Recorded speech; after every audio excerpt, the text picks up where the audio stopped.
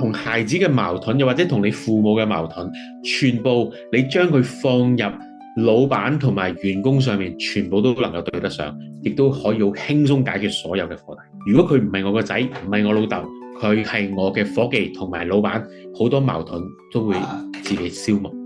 因為親子關係所有嘅矛盾最基礎嘅支持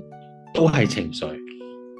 我有權要求你就講情緒啫，我同你九唔搭八三唔識七講咩情緒啫？AK 咁我咪訓練咗一個唯利是圖，淨係講利益嘅屋企人。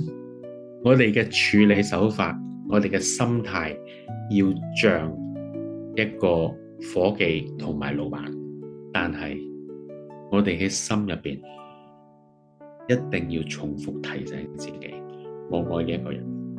你要同佢有愛嘅連結，但係冇道德、冇情緒嘅綁架。透過呢一個相處嘅技巧，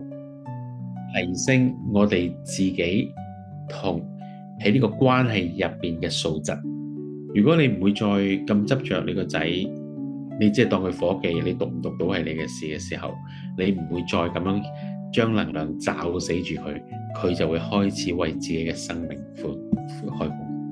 一直都係真心愛住，但係只係處理技巧上面要提醒自己。